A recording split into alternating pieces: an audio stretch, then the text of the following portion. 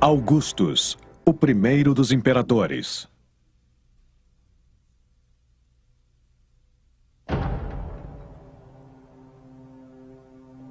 Ele cresceu à sombra de Júlio César e acabou se tornando ainda maior que o próprio. De uma juventude na Roma em guerra civil e anarquia, a era dourada de paz e prosperidade. Com ideais de igualdade, ele se tornou Augustus, o primeiro dos imperadores.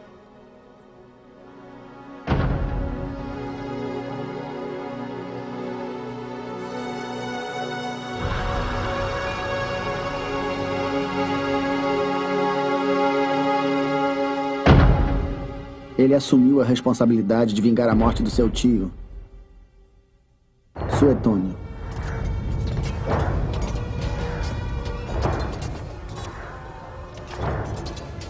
Em março de 44 a.C., Roma era um caos. O ditador Júlio César tinha sido assassinado. Foi esfaqueado até a morte por aqueles que considerava aliados ou até mesmo amigos. Republicanos que acreditavam em líderes eleitos não aceitavam as regras de um ditador ou rei.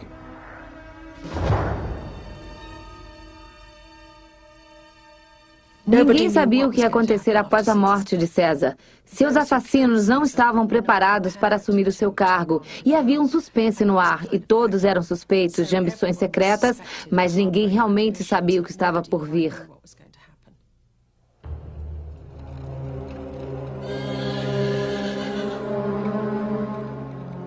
Na principal praça pública de Roma, o Fórum, o testamento de César foi lido por seu fiel braço direito, Marco Antônio.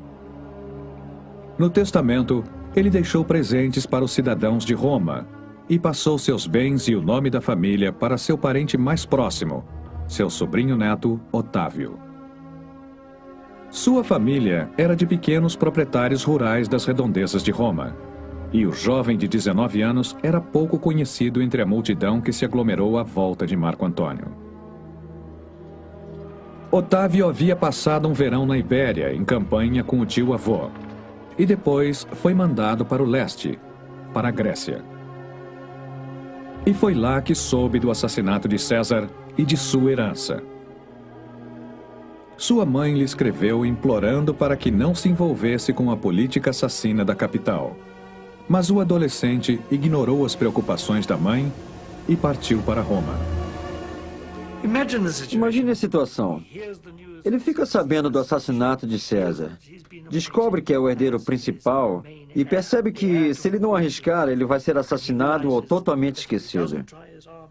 Foi preciso muita coragem, bravura e talvez até um pouco de ignorância arriscar tanto com tão pouca chance de sucesso. Ele realmente arriscou. Na realidade, eu acho que foi uma grande ingenuidade. Ao retornar, Otávio descobre que Marco Antônio havia assumido o comando. Os assassinos de César haviam fugido de Roma e Marco Antônio foi eleito um dos 2 cônsules do Senado. Mas muitos senadores republicanos temiam que Antônio aspirasse o poder absoluto da ditadura. A ambição de Antônio é muito clara: assumir a posição de César. Primeiro, sua ambição é se tornar o mais parecido com César quanto possível e dividir o poder. Mas a competição é grande. E aí, quando matam César, ele quer ser o novo César.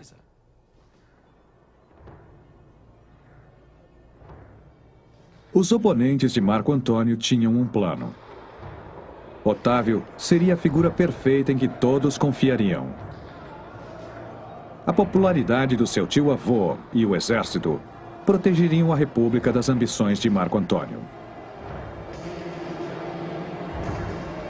Conforme o líder do Senado deixou bem claro, assim que a República fosse restabelecida, o jovem Otávio poderia ser dispensado.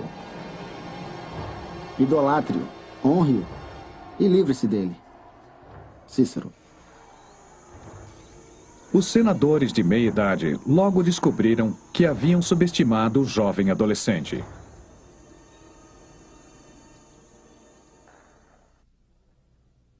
Dois homens dividiram todo o Império Romano entre eles. Ápio. Otávio aceitou a herança do tio-avô e adotou o nome Gaio Júlio César Otaviano.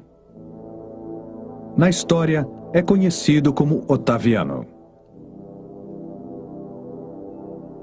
Otaviano prometeu ao Senado que usaria o poder que o nome de César tinha para proteger Roma de futuras anarquias e ditaduras.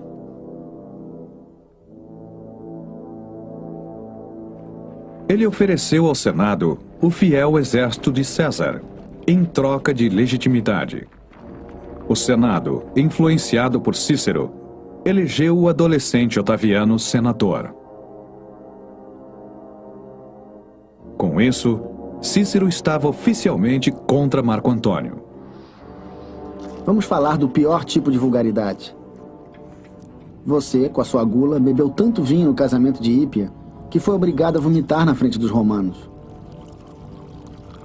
Já seria péssimo apenas regurgitar, mas ele vomitou e ficou com o colo cheio de pedaços de comida regados a vinho. Cícero.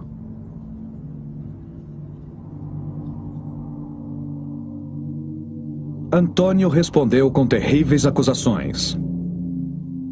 Júlio César exigia favores sexuais de Otaviano como pagamento por sua adoção. Cícero retrucou com insulto após insulto. Que falta de civilização! Que crueldade!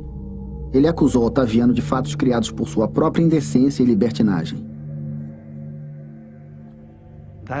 Essa imagem cria uma imagem de um Antônio bêbado. O Antônio que não é capaz de ser um político responsável.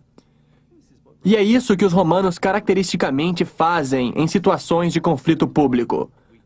Nós reclamamos da forma como a política moderna se tornou baixaria pessoal entre os líderes políticos. Isso não é nada para os romanos. Eles esperam que seja uma baixaria. Isso é normal.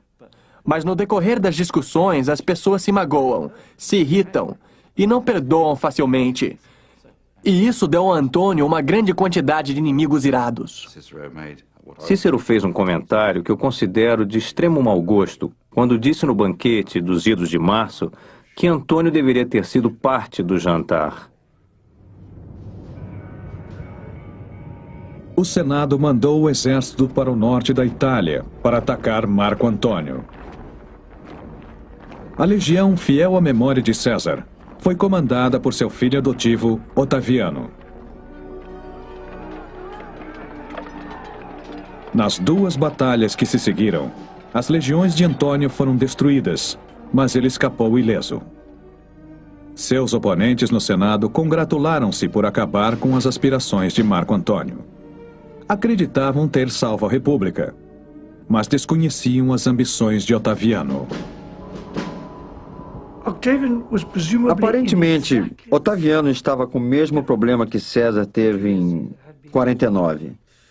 Que se você tem um exército e você não tem opção, e você o separa, é o fim da sua carreira política.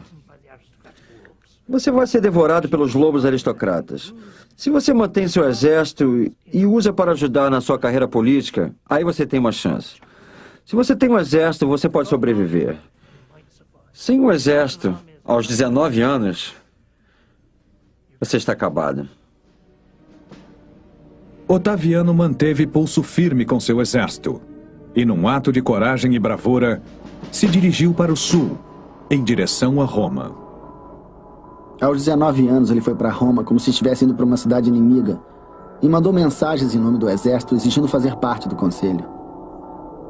Quando o Senado hesitou em obedecer, Cornélio, um centurião-chefe dos deputados, desabotoou seu uniforme militar, mostrando sua espada, e corajosamente disse: "Se você não fizer conselheiro, isso o fará. Suetônio." O Senado não tinha outra escolha a não ser obedecer. Otaviano havia subjugado os senadores antes que pudessem se livrar dele. Agora Otaviano precisava de um aliado poderoso e, sem hesitar, procurou seu inimigo Marco Antônio. Ambos tinham interesses em comum. Ambos queriam vingar a morte de César. Seus exércitos queriam vê-los unidos. Juntos com Lépido, comandante da Legião da Gália, fizeram um pacto. Dividiriam o império e eliminariam qualquer oposição. Em Roma, Otaviano e Marco Antônio iniciaram uma série de situações brutais e sangrentas. Centenas de senadores e oponentes foram assassinados ou obrigados a se exilar. Antônio se certificou de que o malicioso Cícero estivesse entre eles. Otaviano fez questão de assinar a autorização para a morte de seus antigos aliados. Otaviano não perdoava. Ele faria qualquer coisa para alcançar seu objetivo. Acabar com os que eram muito ricos ou hostis, conseguir o que queria, era imperativo para ele.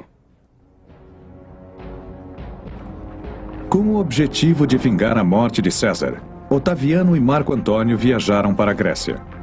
Na Batalha de Filipe, lutaram contra os assassinos, homens como Brutus e Cássio, e foi uma vingança sanguinária. Otaviano e Antônio rapidamente tiraram o fraco Lépido do caminho e dividiram o império entre eles. Antônio ficou com as ricas províncias do leste, ricas em oportunidades de expansão militar. Otaviano ficou com o oeste. Ambos sabiam que estava prestes a chegar o dia em que lutariam entre si.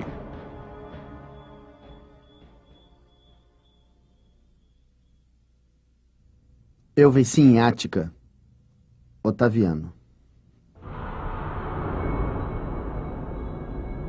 Em Roma, Otaviano começou a consolidar seu poder.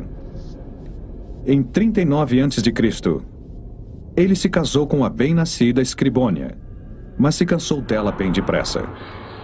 Apesar do poder político das conexões que ela tinha, logo após o nascimento de sua filha Júlia, ele terminou o casamento. Eu a divorciei porque ela reclamava demais, Otaviano.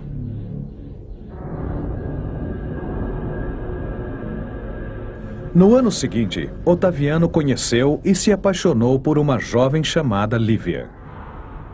A jovem de 19 anos já era casada, tinha um filho chamado Tibério e estava novamente grávida. Otaviano forçou seu marido a divorciar-se dela. Nos livros antigos, é representado como um encontro de amor. Mas não existe uma explicação óbvia de que tipo de vantagem ele teria numa situação como essa. Parece ir contra todas as regras de um jogo político simples. E é muito estranho que, tendo resolvido se casar tão de repente e inesperadamente, que ele tenha mantido o casamento até o fim de sua carreira.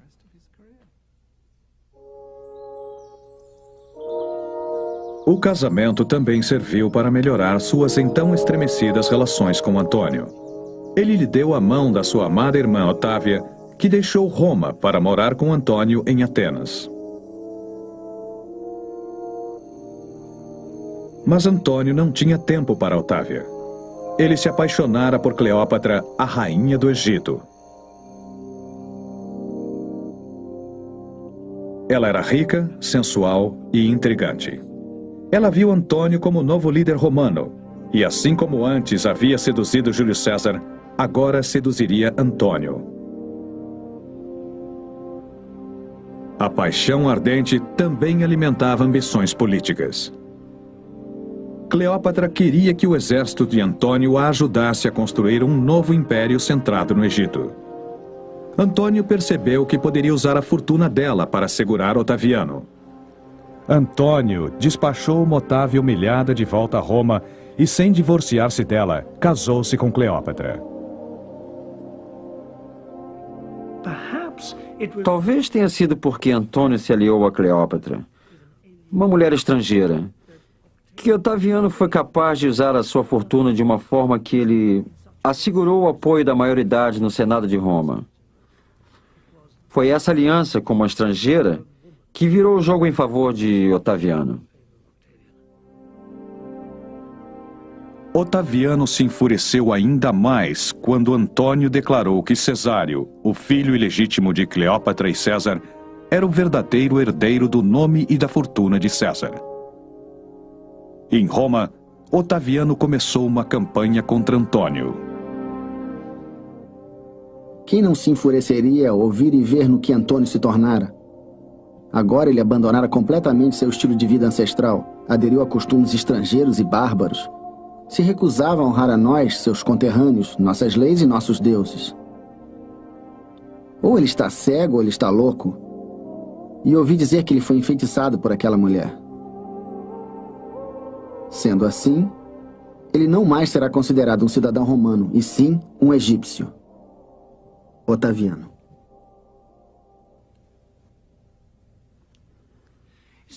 É difícil explicar, mas aqui nós temos um líder romano, um grande mestre, que se juntou a uma linda mulher egípcia e é tratado pelos romanos como se fosse o primeiro-ministro no meio da Guerra Fria, fungindo como uma espiã russa, uma mulher fatal. Imediatamente Antônio é descartado do cenário político romano. Muitos dos senadores romanos assumem essa posição, até mesmo contra seus próprios princípios, porque seu maior interesse é apoiar Otaviano. Otaviano aproveitou-se do grande temor de Roma, dizendo que Antônio pretendia mudar a capital para o Egito e submeter Roma a uma rainha estrangeira. É aí que Octaviano ganha vantagem, porque ele pode explorar as suspeitas romanas em relação a estrangeiros, reis e mulheres, e maldosamente criar a possibilidade da rainha estrangeira, que vai triunfar sobre as ruínas da capital. E, sem dúvida, isso tem um poder enorme com o sentimento popular na Itália. Fazendo-se passar pelo grande salvador de Roma e de suas tradições, Otaviano se preparou para a guerra. Levou 4 anos montando seu exército. Em 31 a.C., ele ergueu o estandarte legionário, rezou para o deus Apolo e partiu. A grande rivalidade entre Otaviano e Antônio chegaria ao seu clímax na costa oeste da Grécia, na Batalha de Actium.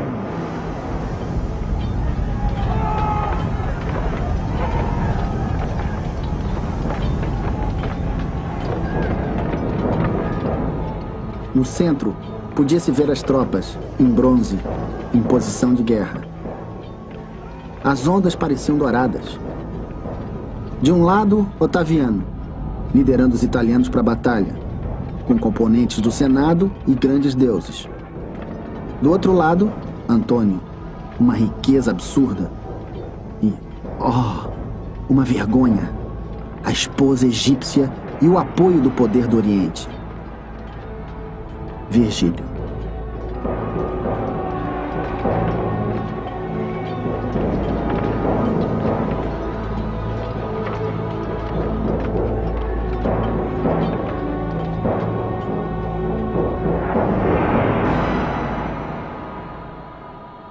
Agripa, o grande general de Otaviano, ganhou a batalha naval, mas a um grande custo.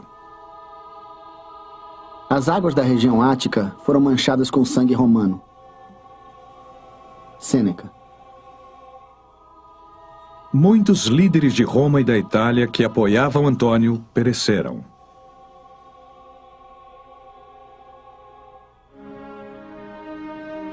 Antônio fugiu para o Egito arrasado e se suicidou. O grande rival de Otaviano estava morto. Cleópatra, temendo por sua própria vida, pediu uma audiência com Otaviano para lembrá-lo de seu amor por Júlio César. Otaviano não se comoveu. Ele pretendia expor a derrotada rainha em triunfo pelas ruas de Roma. Pela primeira vez, o Egito foi levado para o Império Romano e sua riqueza abundante confiscada por Otaviano. Perante tanta ruína e humilhação, Cleópatra se matou com a mordida de uma cobra venenosa. Otaviano, então, mandou assassinar seu filho Cesário.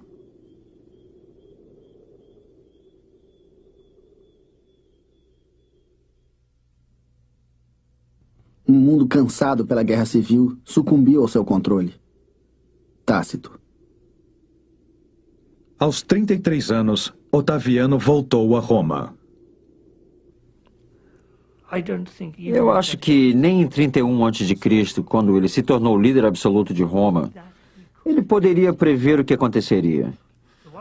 O que ele sabia com certeza é que, se ele ostensivamente assumisse um poder monárquico, suas chances de ser assassinado seriam as mesmas de Júlio César.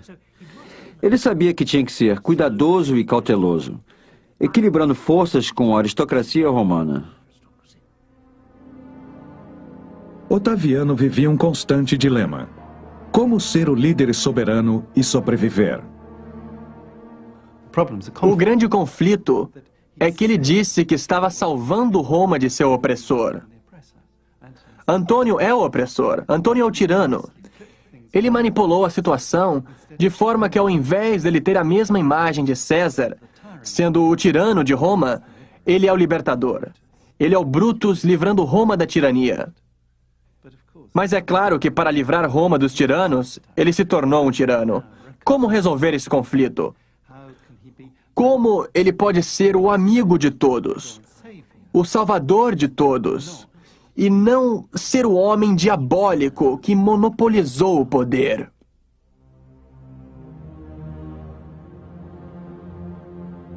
Otaviano recompensou muitos da antiga aristocracia com cargos no governo. Com a riqueza do Egito, promoveu jogos requintados e distribuiu favores. Mas alguns perceberam o que estava ocorrendo. Ele comprou o exército com presentes, as pessoas comuns com comida barata e a todos com seus discursos de paz. Muitos homens morreram no campo de batalha. Os que ficaram foram premiados com riqueza e cargos proporcionais à sua aceitação e servidão. Tácito.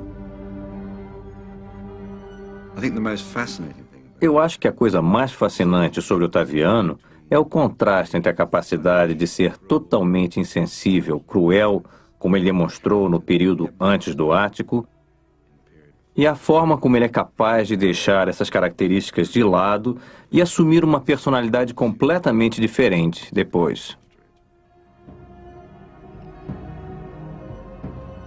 Depois de um século de guerra civil e ditadura, Otaviano sabia que o povo romano queria um homem de paz e estável, que respeitasse os valores republicanos. Se era isso que eles queriam, essa seria a imagem de Otaviano. Roma não estava pronta para a ditadura, ou para a monarquia, ou para o império. E ele desenvolveu um equilíbrio onde as pessoas acreditavam que eles ainda tinham uma certa estrutura republicana, mas ao mesmo tempo com um único homem no poder. Apenas 4 anos após Ática, ele fez uma manobra política espetacular. Ofereceu entregar o poder de volta ao Senado. O fato de que eu tenho o poder de liderar vocês para sempre é evidente. Mas eu tenho uma natureza tranquila e nenhum desejo de domínio. Do poder que eu tenho agora, eu abro mão. Permitam que eu viva a minha vida em paz. Foi uma grande manobra. O Senado, surpreso com sua atitude, temia outra guerra civil. Eles não tinham outra opção a não ser recusar sua resignação e, exatamente como Otávio pretendia, lhe deram ainda mais poder. A liderança de um homem só era a única solução possível para um país naquele estado. Tácito. O que aconteceu em 27 foi que ele fingiu renunciar ao poder. Ele disse: "Vocês querem que eu renuncie?" E eles imediatamente, talvez pela memória da guerra civil ainda muito recente, parte por saber o risco que corriam, disseram, não, seja o nosso líder. E ele então recebeu o título de Princeps, Primus Inter Pares. O título de Princeps permitiu com que Otaviano não chamasse a si mesmo de ditador, mas atrás da fachada de igualdade, Otaviano cada vez mais consolidava o poder absoluto. Otaviano resolveu estreitar seus laços com os militares. Como comandante-chefe do exército, ele fez da guarda de elite de Pretória sua segurança pessoal. Os comandantes das 28 legiões estavam restritos a um mandato de 2 anos para evitar maiores aspirações políticas. Por precaução, os governadores e generais das províncias onde as legiões se instalavam eram selecionados pela família e pelos amigos de Otaviano. O objetivo real desse esquema era que os senadores ficassem desarmados e despreparados em caso de guerra, enquanto ele possuía armas e controlava as tropas. Cássio. Em Roma, Otaviano se certificou de que teria o apoio popular. Ele iniciou trabalhos públicos, limpou o rio Tibre, melhorou a qualidade da água, criou grupos de combate a incêndios. Acima de tudo, começou uma vasta campanha de construção.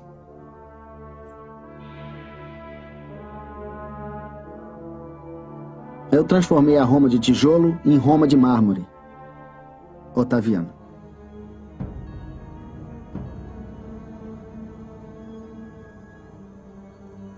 Em 5 anos, as lembranças da guerra civil desapareceram. Os benefícios da paz estavam por todo o império. Até mesmo inimigos políticos aderiram ao sistema de recompensas e privilégios. Eles aceitaram porque eles próprios estavam profundamente envolvidos. Eles passaram para o lado dele e foram recompensados. Ele sempre se certificou de que muitas pessoas recebessem muitas recompensas. E criar esse sistema de recompensas foi um dos trabalhos do genial Augusto. O que eles não querem é que o sistema caia, porque, é claro, eles estão por trás de tudo. Seu regime estava enriquecendo a muitos. O Senado, que antes pregava idolatre-o, respeite-o e livre-se dele, agora o idolatrava pela paz que criou e o honrou com um novo nome, Augusto, o Venerado.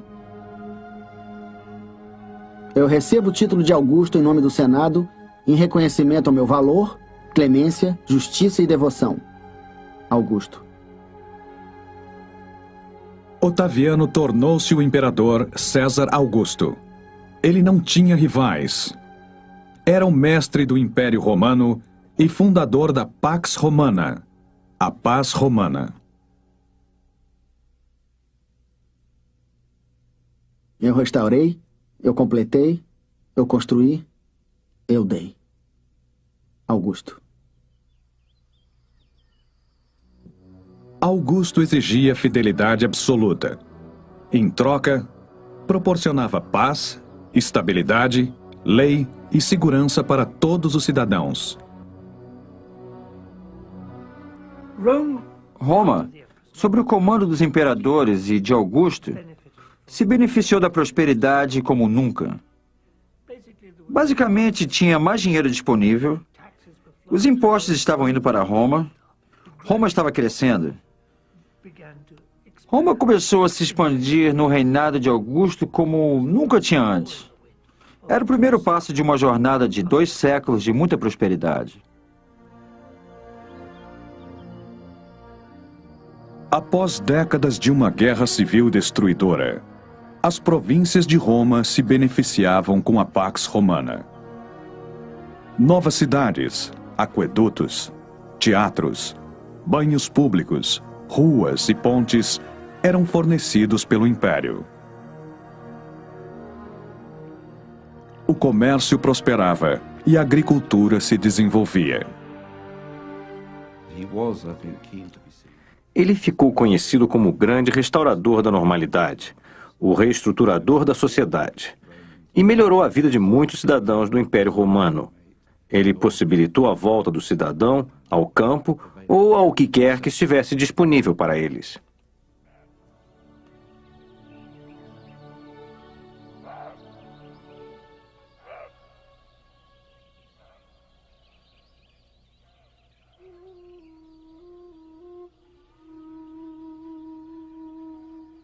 Augusto, agora com 40 anos, cultivava a imagem de um homem frugal. Dormia numa cama de campanha e comia refeições simples.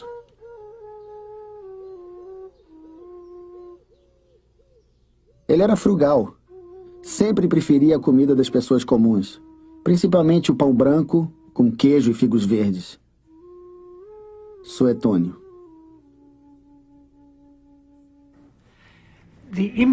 A sua imagem era de um homem de imensa simplicidade. Augusto era um imperador consciente que trabalhava duro. Ele não dormia bem. Em alguns sentidos, ele era um homem doente.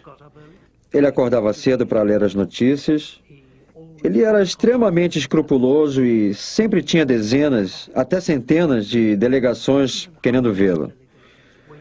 Os bem-sucedidos achavam que ele era educado, cortês, que ele os ouvia e que era muito generoso. Augusto se certificava que sua boa imagem corresse por todo o império.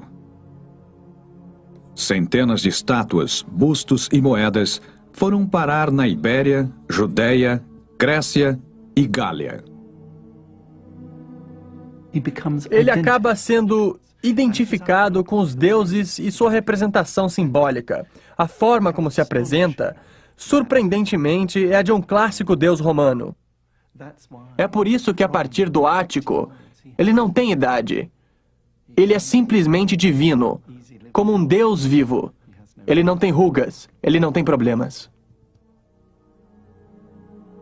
A imagem era parte do seu teatro, mostrando seu poder e escondendo a realidade da chegada da meia-idade.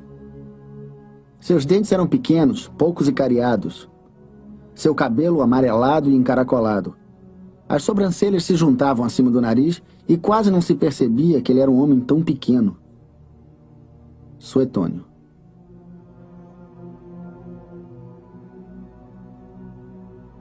Sua popularidade continuou crescendo.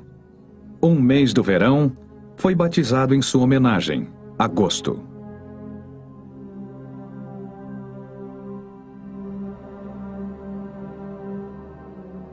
Sacerdotes faziam sacrifícios pelo seu bem-estar. A saúde de Augusto e do Império se tornaram sinônimos.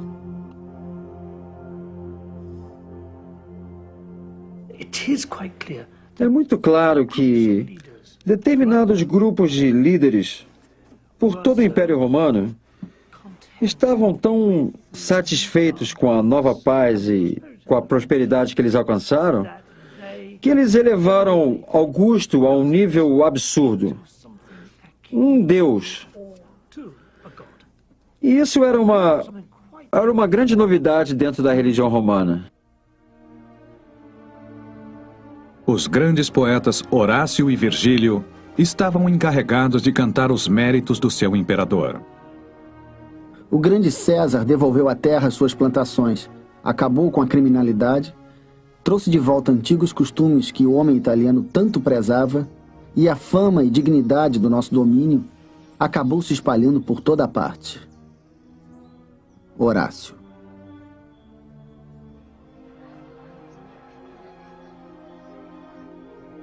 Em 18 a.C., aos 45 anos, Augusto iniciou uma campanha moral para restaurar os valores tradicionais familiares em Roma. Incentivos financeiros encorajaram os cidadãos a casarem e terem filhos. O divórcio ficou mais difícil. Pagava-se multa por adultério.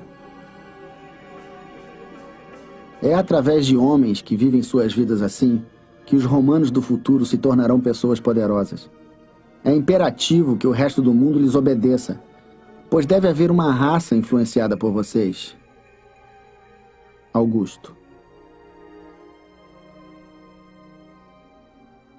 Mas por trás da máscara da moralidade, existia pura hipocrisia. Nem mesmo seus amigos podiam negar que ele cometia adultério. Mas é claro que eles justificavam dizendo que eram por razões de Estado e não simplesmente por paixão. Ele tentava descobrir os planos dos seus inimigos se aproximando das suas esposas e filhas. Suetônio. Sua imagem pública continuava intacta, e sua popularidade também. Ele tirou Roma e seu império do horror da guerra civil. Para assegurar a paz no futuro, o já não tão jovem imperador tinha que achar o sucessor ideal. No auge da felicidade e confiança em sua família, a sorte o abandonou. Suetônio.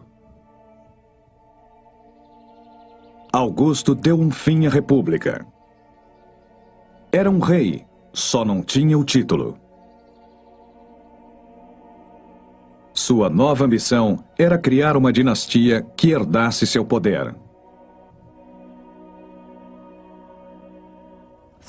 A sucessão é um dos fatores mais perigosos de uma dinastia. Na verdade, nomear um sucessor, dizer, esta pessoa vai ser meu sucessor, não é uma boa coisa. Porque diminui o poder. Na verdade, dá poder a esse sucessor. E o interesse geral é todo em torno dessa nova pessoa. Essa é uma das razões pela qual Augusto não nomeia um sucessor. O que ele tem que fazer é criar um grande grupo que o apoie. Ele não pode correr grandes riscos. Ele precisa de uma família. Para a grande tristeza de Augusto, sua esposa Lívia não lhe deu nenhum filho.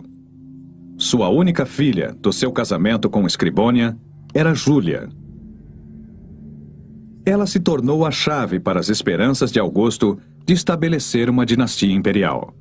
Ele estava desesperado para que Júlia lhe desse netos.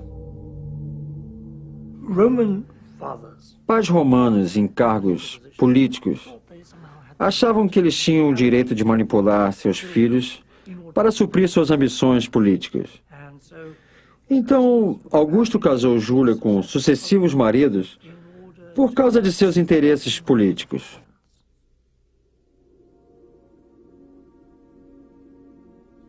O primeiro marido de Júlia morreu antes que tivessem filhos.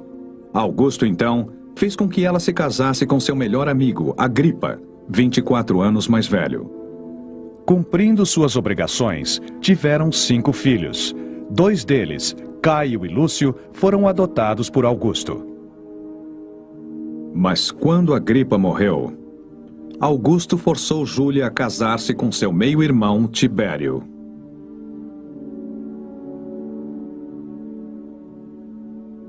Júlia finalmente se rebelou e desgraçou seu pai.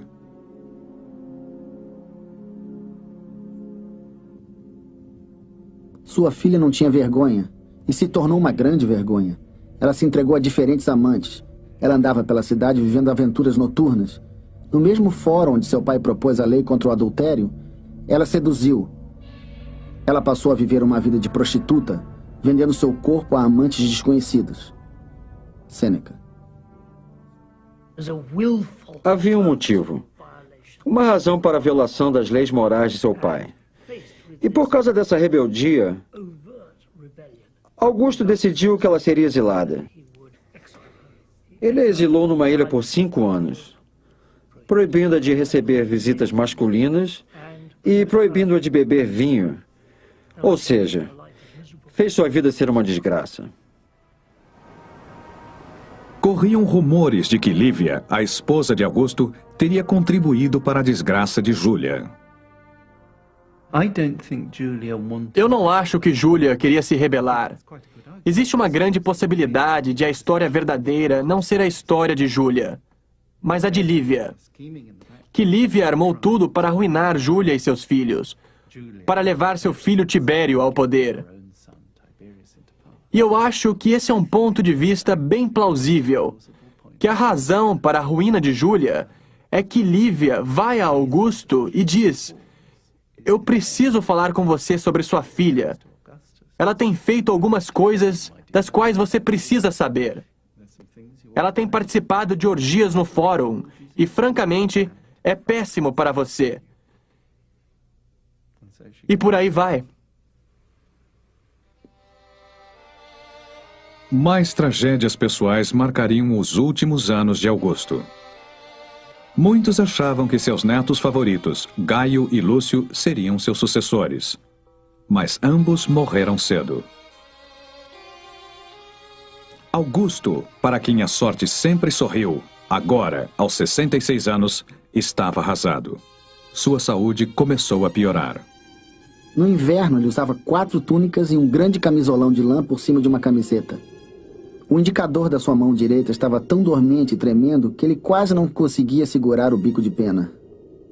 Suetônio.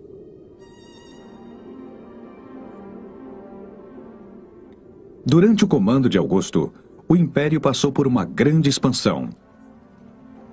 Mas em 9 depois de Cristo, em campanha para consolidar a nova fronteira no rio Elba, houve um grande desastre.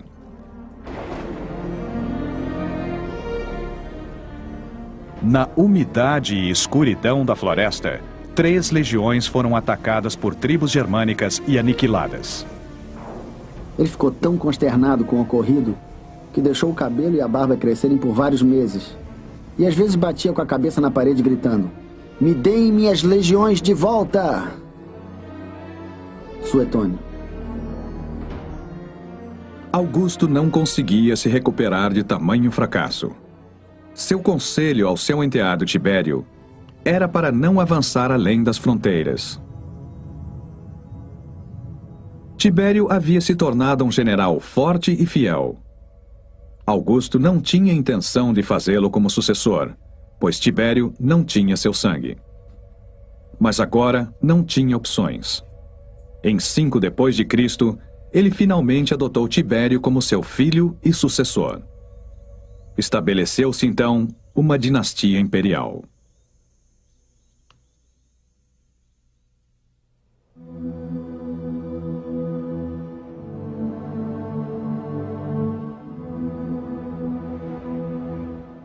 A imortalidade é um estado que não está ao nosso alcance. Mas viver nobremente e morrer nobremente é uma maneira de conquistar esse estado. Augusto. No ano 14 depois de Cristo, Augusto ficou muito doente. Chamou sua família e seus conselheiros. Como eu interpretei bem o meu papel, batam palmas e me liberem desse palco com aplausos. Augusto. Augusto morreu com Lívia ao seu lado. Diferentemente de muitos imperadores de Roma que viriam a sucedê-lo, ele morreu na cama, em paz, aos 76 anos. No seu funeral, uma águia foi solta, simbolizando seu espírito indo para o céu. Logo após sua morte, Augusto foi declarado um deus. Augusto define o império. Define um novo sistema. Isso está claro. César é o elo de um sistema antigo para um novo sistema. Mas César deixa o novo sistema completamente indefinido, totalmente aberto para o futuro. É impressionante a quantidade de aspectos em que Augusto serviu de modelo para o futuro. Além disso, sua importância para que todos os seus sucessores seguissem seus passos. Ao final do reinado de César, províncias por todo o Mediterrâneo tinham a sensação de poder seguir com as suas vidas. Existia um sistema judicial, um sistema de impostos, e assim eles estavam em paz. Augustus criou uma estrutura de governo e defesa que mantinha essa paz. E isso fez uma grande diferença. Augusto fez um milagre. Ele deu fim a 100 anos de discórdia política em Roma. O que ele fez foi mudar Roma de uma república e da guerra civil para uma estável monarquia. Esse foi um feito inacreditável. Não só ele conseguiu isso, mas seus sucessores conseguiram manter o sistema que ele criou.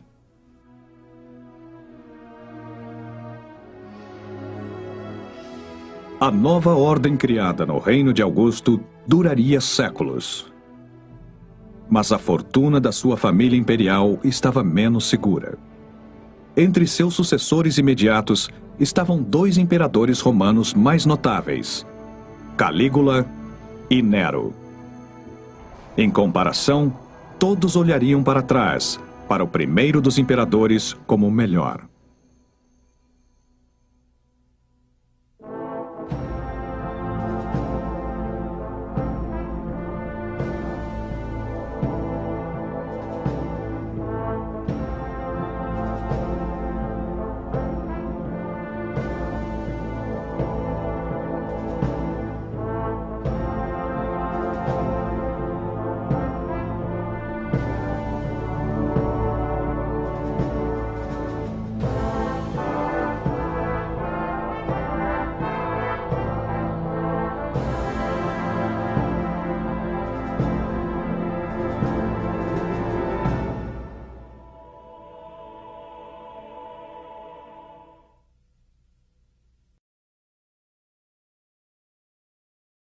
Deu com terríveis acusações.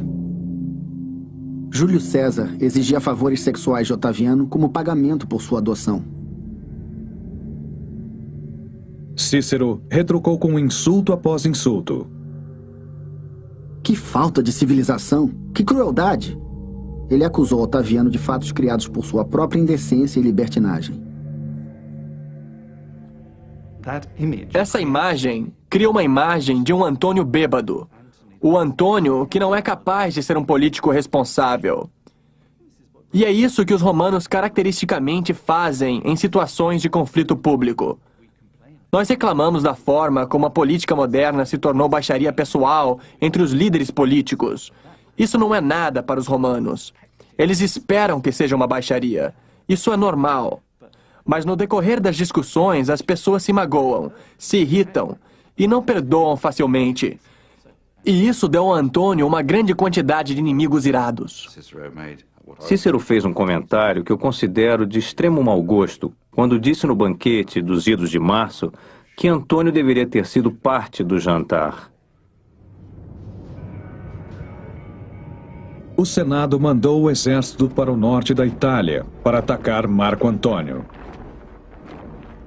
A legião, fiel à memória de César, foi comandada por seu filho adotivo, Otaviano. Nas duas batalhas que se seguiram, as legiões de Antônio foram destruídas, mas ele escapou ileso. Seus oponentes no Senado congratularam-se por acabar com as aspirações de Marco Antônio. Pensado. Idolatre-o, honre-o e livre-se dele. Cícero. Os senadores de meia-idade logo descobriram que haviam subestimado o jovem adolescente.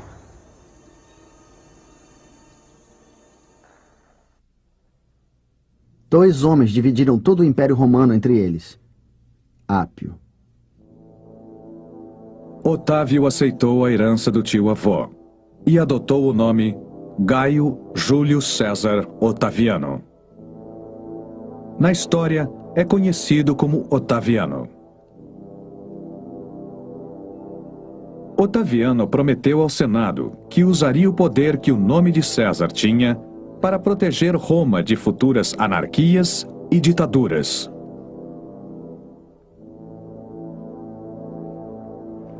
Ele ofereceu ao Senado o fiel exército de César, em troca de legitimidade. O Senado, influenciado por Cícero, elegeu o adolescente Otaviano senador.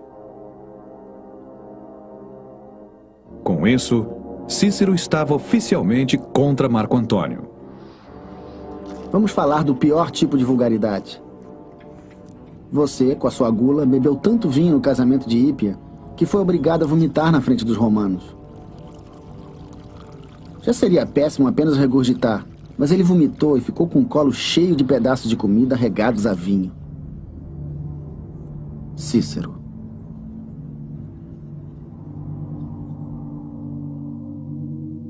Antônio respondeu. Ele fica sabendo do assassinato de César. Descobre que é o herdeiro principal e percebe que, se ele não arriscar, ele vai ser assassinado ou totalmente esquecido.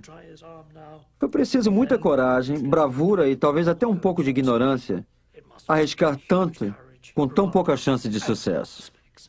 Ele realmente arriscou. Na realidade, eu acho que foi uma grande ingenuidade. Ao retornar, Otávio descobre que Marco Antônio havia assumido o comando. Os assassinos de César haviam fugido de Roma e Marco Antônio foi eleito um dos 2 cônsules do Senado. Mas muitos senadores republicanos temiam que Antônio aspirasse o poder absoluto da ditadura.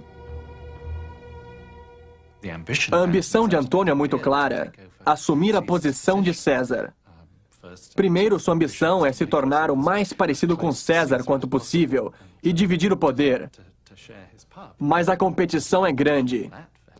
E aí, quando matam César, ele quer ser o novo César.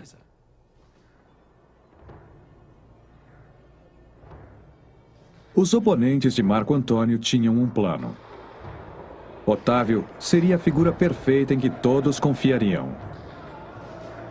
A popularidade do seu tio-avô e o exército protegeriam a República das ambições de Marco Antônio. Conforme o líder do Senado deixou bem claro, assim que a República fosse restabelecida, o jovem Otávio poderia ser destacado.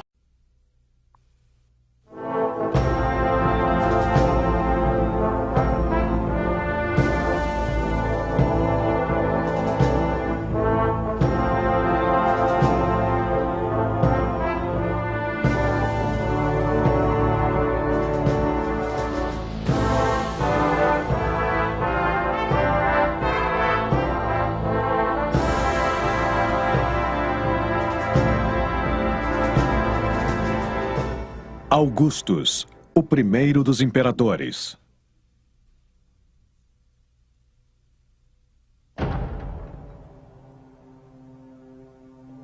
Ele cresceu à sombra de Júlio César e acabou se tornando ainda maior que o próprio. De uma juventude na Roma em guerra civil e anarquia, a era dourada de paz e prosperidade. Com ideais de igualdade, ele se tornou Augustus, o primeiro dos imperadores.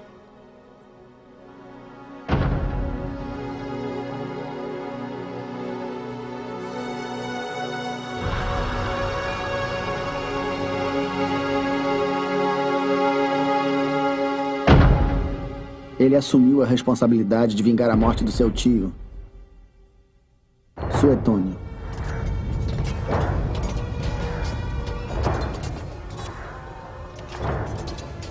Em março de 44 a.C., Roma era um caos.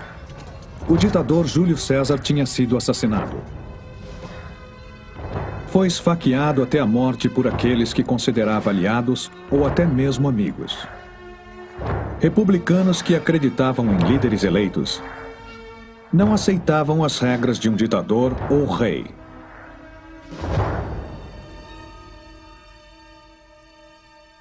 Ninguém sabia o que ia acontecer após a morte de César. Seus assassinos não estavam preparados para assumir o seu cargo e havia um suspense no ar e todos eram suspeitos de ambições secretas, mas ninguém realmente sabia o que estava por vir.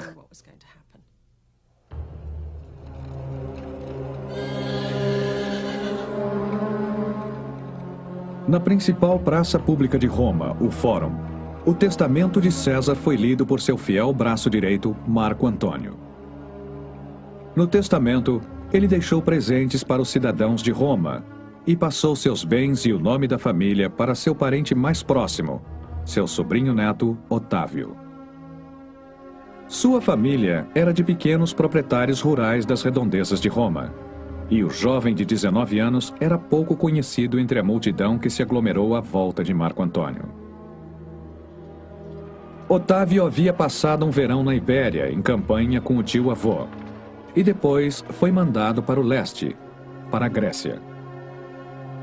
E foi lá que soube do assassinato de César e de sua herança. Sua mãe lhe escreveu implorando para que não se envolvesse com a política assassina da capital.